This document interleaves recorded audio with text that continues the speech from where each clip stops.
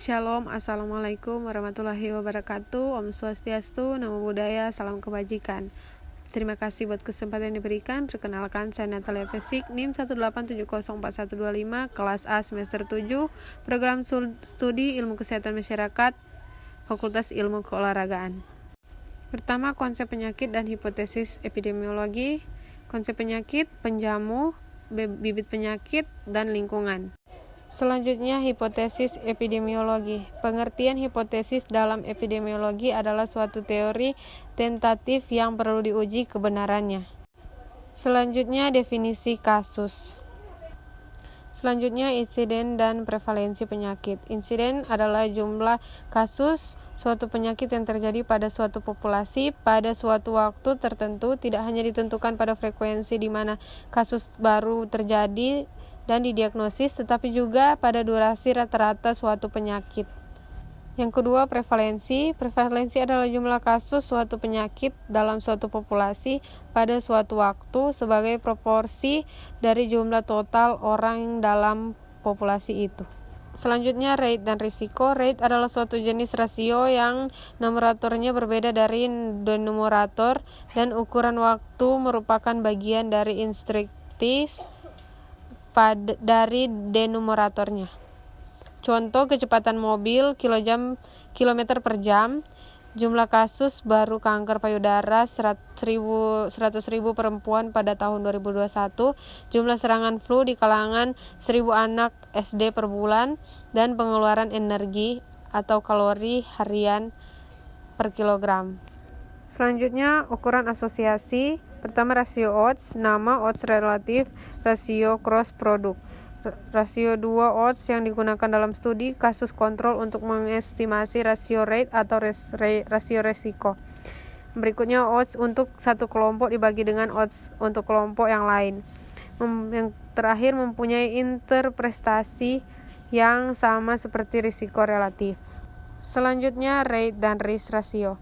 Risk ratio penelitian yang meneliti infeksi luka setelah appendektomi insidental. Risiko infeksi luka pada setiap kelompok paparan diperkirakan dari insiden kumulatif. Selanjutnya, perbedaan rate dan risk. Risk ratio itu adalah untuk meneliti orang yang terinfeksi luka atau terkena insiden kecelakaan. Risiko relatif adalah cara intuitif untuk membandingkan risiko atau kedua kelompok. Sedangkan rate itu masih termasuk dalam risk ratio, tetapi risk ratio masih dihitung sebagai indikator insiden dalam kelompok terpapar dengan rasio insiden pada kelompok pembanding yang tidak terpapar. Selanjutnya, resiko yang disebabkan oleh populasi. Resiko sebagaimana diidentifikasikan untuk perencanaan kesehatan masyarakat adalah probabilitas terjadinya penyakit atau hasil kesehatan lain yang menarik selama periode tertentu, biasanya 1 tahun. Risiko dihitung dengan membagi jumlah yang mendapat penyakit selama periode yang ditentukan oleh total populasi bunga selama periode tersebut. Paling sering kita tertarik untuk membandingkan kejadian atau prevalensi kondisi kesehatan atau masalah dalam dua kelompok orang yang mengalami faktor atau kondisi risiko. Selanjutnya, ekologis. Secara etimologi, ekologi berasal dari kata Yunani yaitu oikos, artinya habitat atau tempat tinggal, dan logos artinya ilmu. Jadi, apa itu ekologi dapat diartikan sebagai ilmu yang mempelajari tempat tinggal. Selanjutnya, ruang lingkup ekologi. Yang pertama, organisme. Organisme adalah suatu benda hidup atau makhluk hidup. Yang kedua, populasi adalah suatu kelompok dari individu sejenis yang hidup atau tinggal di suatu tempat tertentu pada waktu tertentu. Yang ketiga, komunitas adalah suatu kelompok makhluk hidup yang terdiri atas beberapa populasi dari sejumlah spesies yang berbeda yang saling melakukan interaksi antara satu dengan yang lainnya pada suatu tempat atau waktu tertentu. Yang keempat, ekosistem. Ekosistem merupakan hubungan timbal balik antar makhluk hidup dengan lingkungan sekitarnya, baik itu makhluk hidup maupun yang tidak hidup, sehingga membentuk sistem ekologi. Yang kelima, biosfer. Biosfer merupakan lapisan bumi, tempat di mana seluruh ekosistem berada. Lapisan biosfer terletak sekitar 900 meter di atas permukaan bumi atau beberapa meter di bawah permukaan tanah dan beberapa ribu meter di bawah permukaan laut. Selanjutnya, pendekatan ekologi. Seiring perkembangannya, saat ini ekologi menjadi ilmu modern yang aktif dipelajari oleh para akademisi. Ekologi modern digunakan oleh manusia untuk menciptakan lingkungan hidup berkelanjutan dengan cara yang dapat dipertanggungjawabkan demi pengamanan, kesejahteraan, dan kelestarian lingkungan. Contoh pendekatan ekologi yang sering dilakukan di kota-kota besar, misalnya untuk menganalisis banjir. Agar mendapat penyelesaian dari bencana banjir, maka yang perlu dilakukan adalah identifikasi kondisi fisik yang mendorong terjadinya banjir, misalnya jenis tanah, topografi, dan vegetasi di lokasi tersebut. Selanjutnya, cross-sectional. Cross-sectional adalah jenis desain penelitian di mana peneliti mengumpulkan data dari banyak individu yang berbeda pada satu titik waktu, sehingga dalam penelitian cross-sectional, peneliti mengamati variabel tanpa dapat mempengaruhinya. Kelebihan dan kekurangan cross-sectional. Kelebihan metode ini yang terjangkau studi cross-sectional jauh lebih murah untuk dilakukan daripada opsi lain yang tersedia bagi peneliti, karena tidak diperlukan tindak lanjut dengan jenis penelitian ini. Kekurangannya hanya efektif jika mewakili seluruh populasi. Studi cross-sectional yang tepat harus mewakili seluruh populasi yang diteliti. Jenisnya, yang pertama retail. Dalam bidang retail, penerapan dalam arti penelitian untuk studi cross-sectional bisa dilakukan pada pria dan wanita dalam rentang usia tertentu, misalnya untuk mengungkap persamaan dan perbedaan tren pengeluaran terkait gender. Kedua, bisnis. Dalam bidang bisnis, peneliti bisa menggunakan studi cross-sectional untuk memahami bagaimana orang-orang yang berasal dari status sosial ekonomi berbeda dan satu segmen geografis menanggapi satu perubahan dalam suatu penawaran. Berikutnya, penawaran kesehatan. Dalam bidang penawaran kesehatan, para ilmuwan bisa menggunakan penelitian cross-sectional, misalnya untuk memahami bagaimana anak-anak usia 2-12 tahun di seluruh negara A rentan terhadap kekurangan kalsium. Yang kedua, pendidikan. Dalam pendidikan, studi cross-sectional dilakukan dapat membantu dalam memahami bagaimana peserta didik yang mendapatkan nilai dalam kisaran nilai tertentu dalam kursus pendahuluan yang sama bekerja dengan kurikulum baru. Yang ketiga, psikologis. Dalam bidang psikologis, studi cross-sectional merupakan penelitian yang melibatkan berbagai kelompok orang. Selanjutnya, kontrol kasus. Kontrol kasus adalah jenis studi observasi di mana terdapat dua kelompok yang berbeda dalam hasil diidentifikasi dan dibandingkan berdasarkan beberapa atribut kausal yang seharusnya. Kelebihan dan kekurangan kasus kontrol. Pertama, studi kasus kontrol adalah jenis studi epidemiologi yang relatif murah dan sering digunakan, yang dapat dilakukan oleh tim kecil atau peneliti individu dalam fasilitas tunggal dengan cara yang tidak dapat dilakukan oleh studi eksperimental yang lebih terstruktur.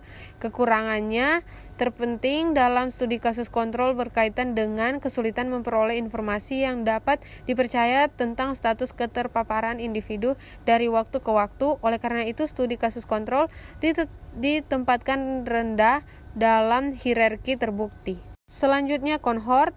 Cohort adalah rancangan penelitian epidemiologi analitik observasional yang mempelajari hubungan antara paparan dan penyakit dengan cara membandingkan kelompok dan kelompok tidak terpapar berdasarkan status penyakit. Ciri-ciri cohort: pertama, subjek berdasarkan status paparan.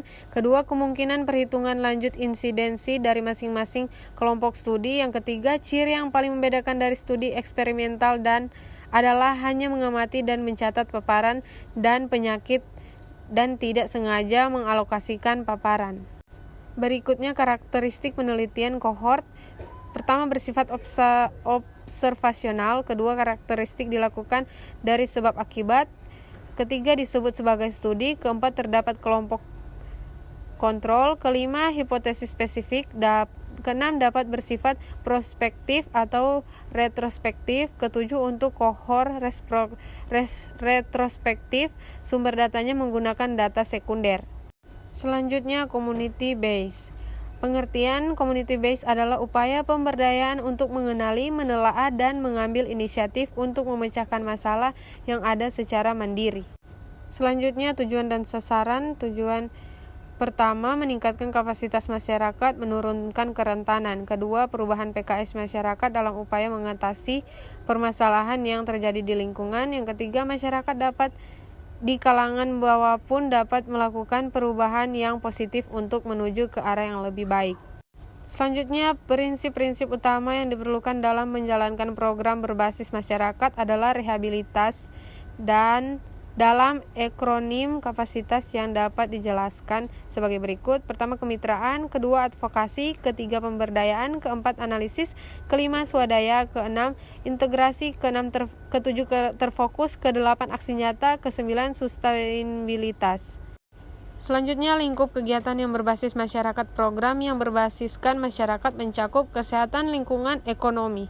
Selanjutnya, bias. Pengertian bias. Secara istilah, bias adalah penyimpangan dalam berpikir yang cenderung mengalami kesalahan. Kondisi tersebut secara perlahan akan mempengaruhi penilaian dan keputusan seorang individu saat hendak memutuskan sesuatu.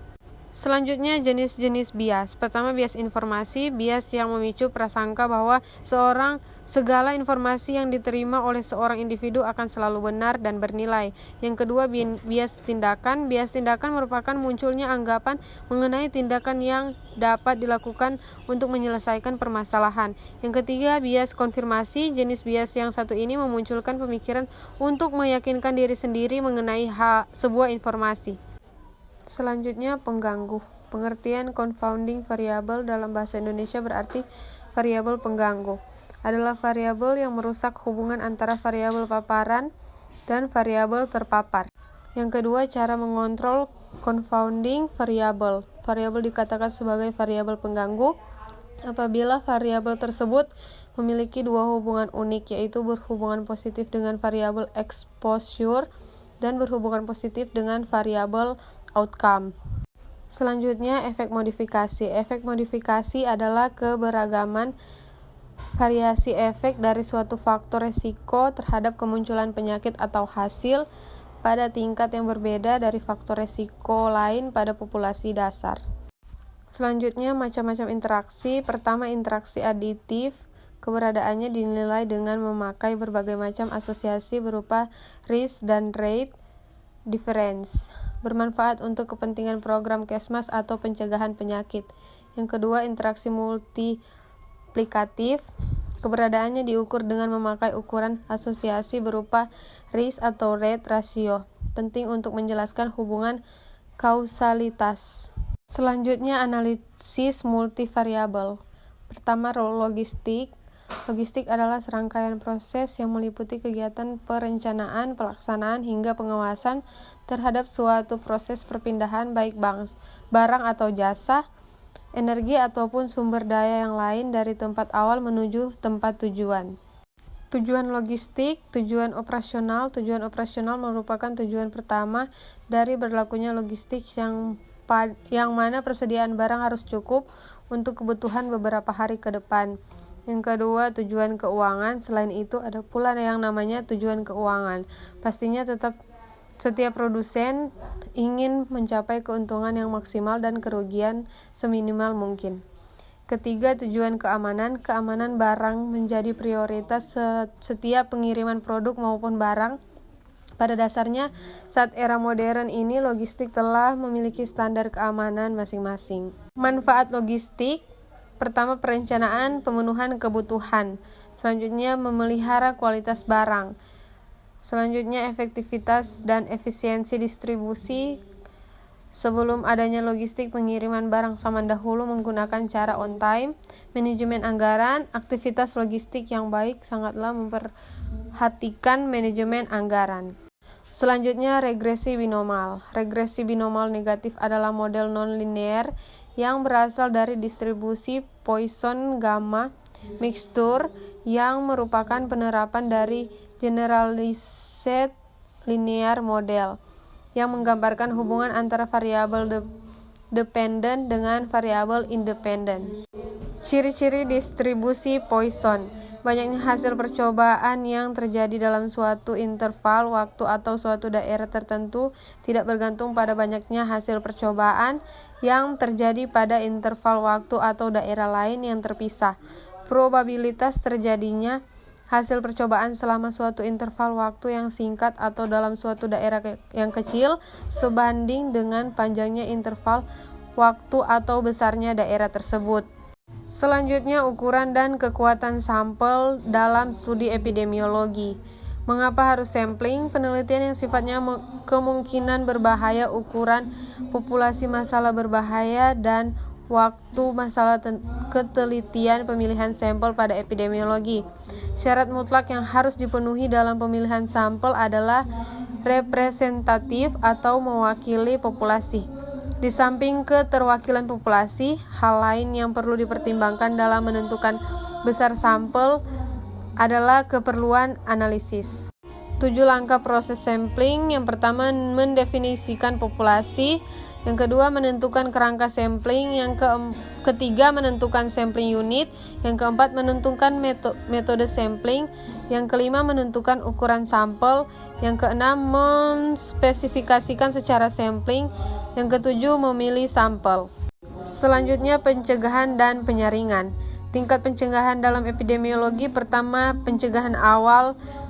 Yang kedua, pencegahan tingkat pertama. Yang ketiga, pencegahan tingkat kedua. Yang keempat, pencegahan tingkat ketiga. Penyaringan. Pengertian screening. Screening adalah suatu usaha mendeteksi atau menemukan penderita penyakit tertentu yang tanpa gejala dalam suatu masyarakat atau kelompok penduduk tertentu melalui suatu tes atau pemeriksaan secara singkat dan sederhana untuk memisahkan mereka yang betul-betul sehat terhadap mereka yang kemungkinan besar menderita, yang selanjutnya diproses melalui diagnosis pasti dan pengobatan. Screening merupakan suatu upaya untuk menyeleksi orang-orang yang tampak sehat, tidak menderita suatu penyakit dari suatu populasi tertentu. Tujuan screening. Tujuan dilakukannya screening adalah untuk mendeteksi penderita sedini mungkin sebelum timbul gejala klinis yang jelas. Dengan diagnosis dini tersebut dapat dengan segera diberikan pengobatan terhadap penderita, khusus untuk penyakit menular. Dengan penyaringan dapat dilakukan diagnosis dini sehingga dapat memberikan pengobatan secara cepat dan tepat, mencegah terjadinya wabah. Selanjutnya, epidemiologi molekuler. Epidemiologi molekuler merupakan cabang epidemiologi yang mempelajari kontribusi faktor risiko, genetik, dan lingkungan yang didefinisikan pada level molekuler dan biokimia terhadap etiologi, distribusi, dan pengendalian penyakit pada keluarga-keluarga dan populasi-populasi.